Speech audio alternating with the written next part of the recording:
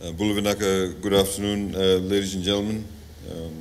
Happy Eid to everybody. Sorry for the delay. I had to get out of my Eid outfit and come here really quickly. But I'd like to, of course, acknowledge the Acting Vice Chancellor for FNU, Professor Roland Marco, Professor Simon Wilkie, and of course, Professor Paresh Narayan is joining us, all of them via Zoom. But, you know, they say when wise people have spoken before you, there's very little for you to say. So I don't really have that much to say because I really covered most of the ground that I wanted to mention. But I think just to bring home the point, the recent IPCC report, and I've got the figures here, in the 6th assessment report, we understand an average global temperature rise of a staggering 3.2 degrees Celsius just around the corner. If global emissions are not reduced by 43% in the next 8 years, the 1.5 degree threshold, which is imperative in particular for securing the possibility of a safe future for Pacific Islands, will become an impossible aspiration. A rise of the global average temperature of over 3 degrees will mean unprecedented sea level rise across equatorial Pacific of a magnitude that will make life untenable for many small island nations, not just in the Pacific, but of course in other parts of the world too. We understand, for example, we talk about Pacific Island countries. Some Pacific Island countries have a highest peak above sea level is only 12 feet. They reckon with the current average temperature rises, Bangladesh will lose about 20% of its landmass because of the huge flatlands that they have. So it's not just something peculiar to the Pacific or the Caribbean or to the Indian Ocean, but even lands that are actually linked to continents will also lose their land. But of course, we know that climate change is not only about, for example, cyclones. As I've said now, in the recent past, I remember as a kid that, we had a cyclone. I remember Cyclone BB in 1972. Those of you who are old enough to know that. The next cyclone came 10 years later. Now we get 3 cyclones in one season. If we don't get one cyclone, we think something's wrong, because that's become the norm now.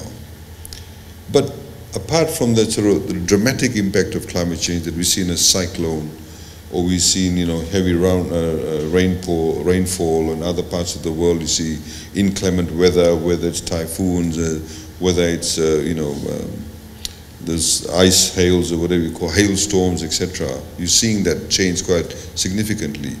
But it's also the very insidious nature of climate change, which is the weather patterns that are changing. This slowly creeps up on you. The salination of the soils around agricultural farmlands, it creeps up on you. It not only affects, for example, your infrastructure in a dramatic way, for example, cyclones, but it also affects people's livelihoods in a long-term basis. It completely changes the way that people, for example, will look at agriculture. When we plant things, when we don't plant things, what can be planted in your lands? Those are the more insidious nature of actually climate change. And therefore, this research, the school, the center that's being set up, it's critically important to be able to bring not only those people who are the cold face of climate change, but to build people from all different schools of thought, different facets, from academia, from practitioners, from researchers, to be able to address climate change holistically. Because if we don't, then it becomes, an untenable situation. It is an existential threat for many, and it will slowly become far more of an existential threat for many more people.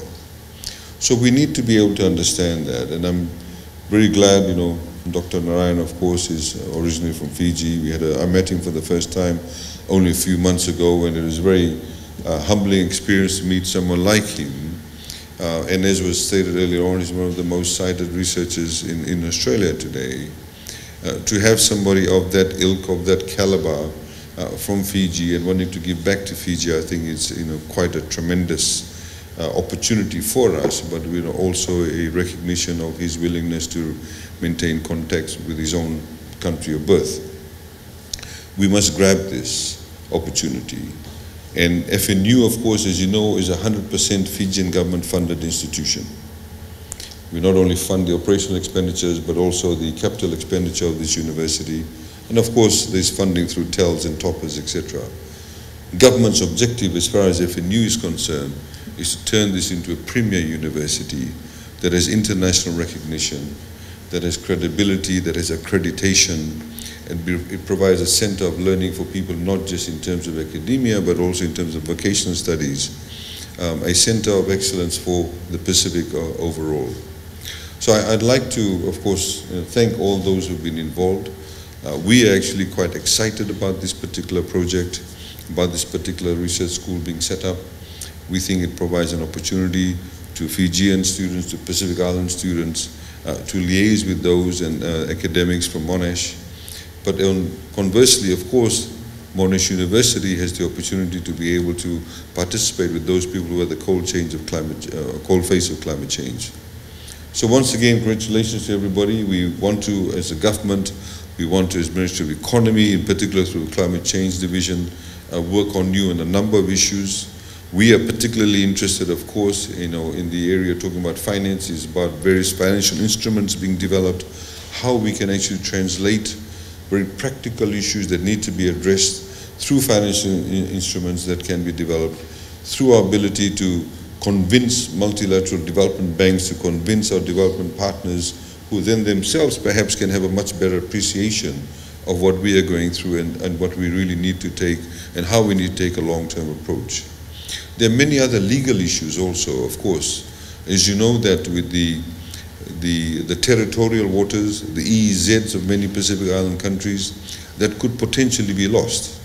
And currently, of course, there's a movement through the Glasgow discussions we've had, although it's not mainstream in the UNFCCC process, but many Pacific Island countries have actually got together, our leaders have got together and said that we must, under UNCLOS, maintain the territorial integrity, the existing territorial integrity of all Pacific Island countries. Because as you lose land mass, you could actually lose your territorial waters. And whilst we are very small island developing states, we are also large oceanic countries. In Fiji's context, of course, we are 18,000 square kilometers as far as land mass is concerned, but over 1 million square kilometers of ocean space. So government's, of course, focus has also been the oceans area. We've got a commitment 30 by 30, in other words, having 30% of our ocean space being protected. We need to ensure that we rejuvenate the sustainability, rejuvenate some of the old practices that did exist that served us well. It includes, of course, not just the oceans, it includes our rivers. How huge siltation has actually killed a lot of life in our rivers, and ability now to reclaim those spaces where we had what we call the older ecosystem that existed, and we need to bring that back. So there's a whole gambit of areas that the research school could address. Of course, I'll leave it to the experts in terms of the prioritization of those areas that need to be addressed. And government would like to work very closely with you, in particular the Climate Change Division, to see how we can actually further those interests and give the priorities to areas that will impact upon us quite quickly and significantly. So ladies and gentlemen, thank you very much. We'd like to thank FNU, thank you Monash University. I wish you could be here in person. You no longer have to do a pre-departure test, so it makes it a lot easier for you to come to Fiji. But you have to do a test when you arrive in Fiji. But ladies and gentlemen, I'd like to, again, just lastly, thank all the other people behind the scenes who may not be here today, who've contributed to this particular event taking place, and the fact that we'll have the school. I'll also encourage the students who are here, please pursue this as a career. A lot of people don't necessarily, or did not until a few years ago, see this as a career opportunity, an area where they could actually contribute. Many people in Fiji just stuck to accounting, economics, and political science and history, and a couple of the other things. But FNU, we believe, has the opportunity to develop in other areas. For us, of course, it has an impact on infrastructure. It affects our waterways, it affects our electricity capacity, deliverance of electricity. If you see most of the times when we have flooding, you'll see there's no water, because we extract our water sources for the reticulated water systems through rivers. And of course there's siltation, there's turbidity, that exists within the system. So how do we get over that? How we can tie in that with the sciences that's available. FNU also is offering, plumbing courses too. We need to sort of expedite those types of issues because we need to view all of this holistically, get people accredited, because accreditation is critically important in this era indeed of uncertainty. There's technologically, there's a lot of changes that are taking place. Geopolitically, you can see a lot of issues are taking place. Of course, it has an impact on the cost of living, has an impact on the price of wheat, rice, flour, fuel, etc. Those things all combine, they lead to a particular era of uncertainty. And universities can provide that guidance of certainty with science-based knowledge, with research, with innovation.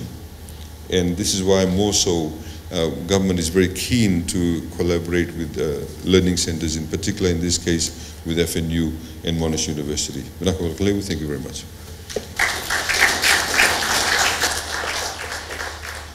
Professor Roland DiMarco to formalize the partnership of the Pacific Island countries' Climate Change Research Center with a handshake.